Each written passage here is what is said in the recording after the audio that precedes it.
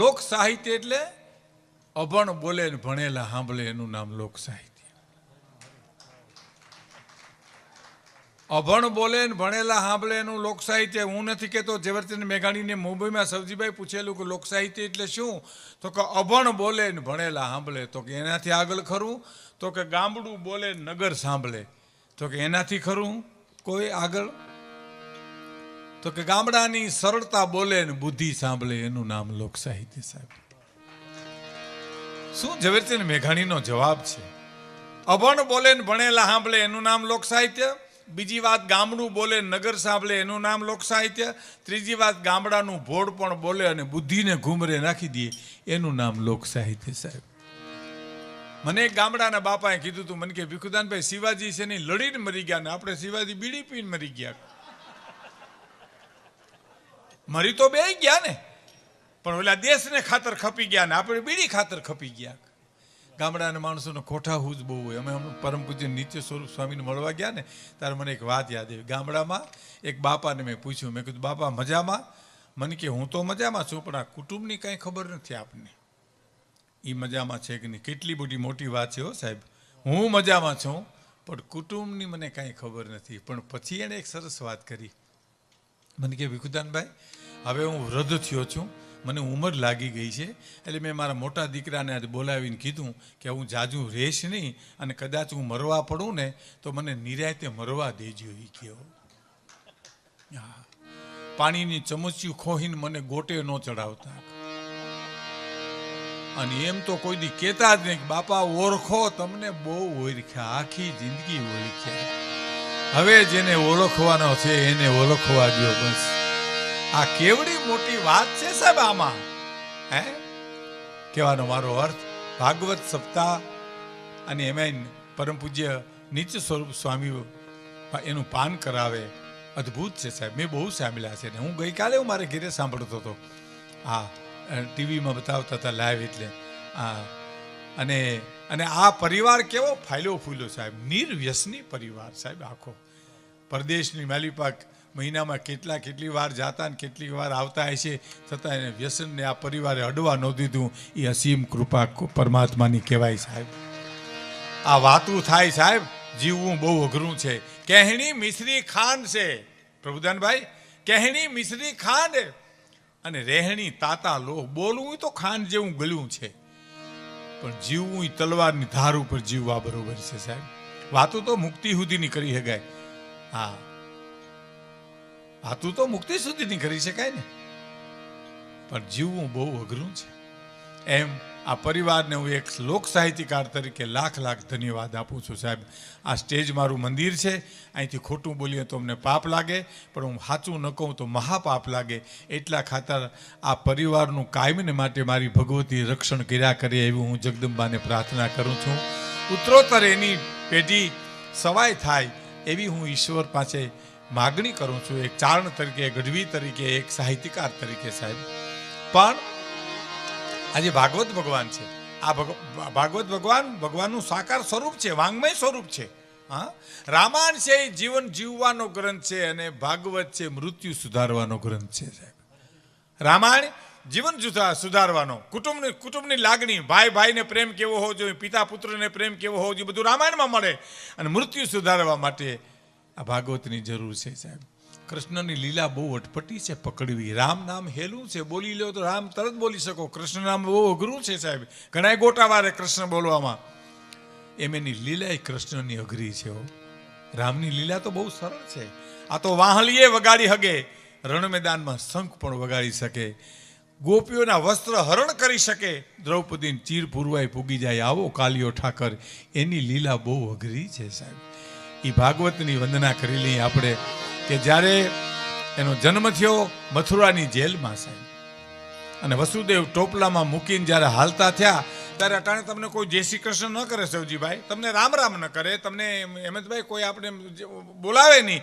બહુ રંજ ન કરવો સાહેબ, ધોખો ન લગાડવો. આ તો સમાજ છે, દુનિયા છે. સીતાને ઘોર જંગલમાં અમે પુત્રો જણાવ્યા છે. આ સમાજે હું નથી કીધું. સીતાને ઘોર જંગલમાં ઘનશ્યામભાઈ અમે પુત્રો જણાવ્યા છે, શ્રી કૃષ્ણને ભીલના બાણે અમે પોતે હણાવ્યા છે, કલમ ધ્રુજે છે લખતા અમારા પાપ પોથીની, મહાત્મા સંત મોહનને અમે પોતે હણાવ્યા છે સાહેબ. આ તો દુનિયા છે. દુધાળામાં તમે ઊંચું જોઈને હાલ્યા જાવ, લાખું દુધાળા ટીકા કરે કે હવે અભિમાનનું ઘૂસરું થઈ ગયા ને હેઠું જોતા નથી, અને સાંભળી જાઓ ને બીજે દી તમે આમ ચારીકોર જોતા જાઓ તો એ એમ કે હવે આંખોનું ક્યાં ઠેકાણું છે ને, અને એ સાંભળી જાઓ નીચું જોઈને હાલ્યા જાઓ કે હવે ઊંધ ગલા થઈ ગયા, ઊંચું જોતા જ નથી, અને ઊંચું જોઈને હાલ્યા જાઓ તો કે હવે અભિમાની થઈ ગયા છે, અને આમ ચારીકોર જોતા જાઓ કે હવે આંખોનું ઠેકાણું નથી. આને પુગાય નહીં કોઈ દિવસ સાહેબ, આને પુગાય નહીં કોઈ દિવસ. અને પૂગવું જ નહીં. એક સાધુ તણાતા જતા હતા ને નદીમાં, તો ગામ જોતું હતું નદીમાં, એ સાધુ તણાતા જાય તો બીજા કે બારા કાઢો, તો એક દોણ મારા જેવું છે એને કે રમવા દો, એની મસ્તીમાં રમવા દો, સાધુને રમવા દો, એને આડું ન પડાય. તણાઈ ગયા ત્યાં સુધી મસ્તી, બોલો શું કરો તમે, તણાઈ ગયા ત્યાં સુધી મસ્તી. આને પુગાય નહીં સાહેબ.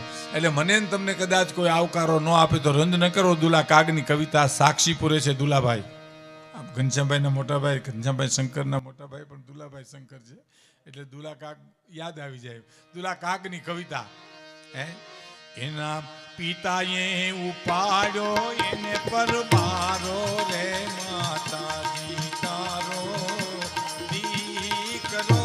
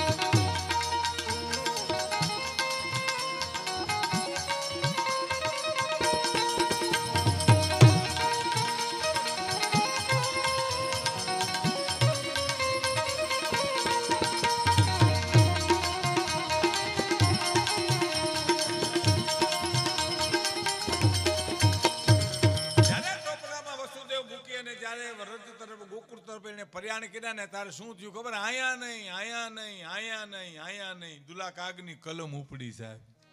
શું કીધું કે મોટી મોટી મેળીએ દીધેલો જાકારો રે,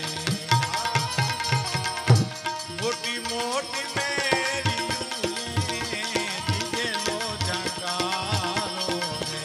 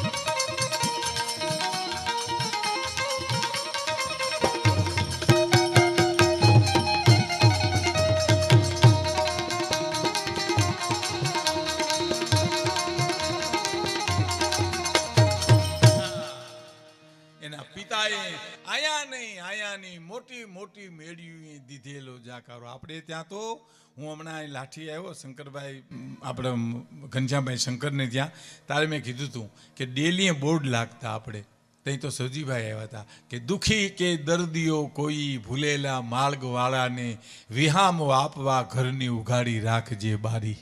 ઘનશ્યામભાઈ, આ સાહિત્યકાર ઘનશ્યામભાઈને કહું છું, કેટલું સરસ વાક્ય છે. દુઃખી કે દર્દીઓ કોઈ ભૂલેલા માર્ગવાળાને વિહામો આપવા ઘરની ઉઘાડી રાખજે બારી. એને બદલે આજે બોર્ડ લાગી ગયા, રજા સેવા અંદર આવવાની મનાય છે. તે આપણે એમ થાય ખાવત દીપડો માલિકો રહ્યો છે, કાંઈ ન હોય ભાઈ, ઘરમાં સડી પીને રખડતા હોય અને કાં બેઠો બેઠો છોકરાઓને હિંચકાવતો હોય.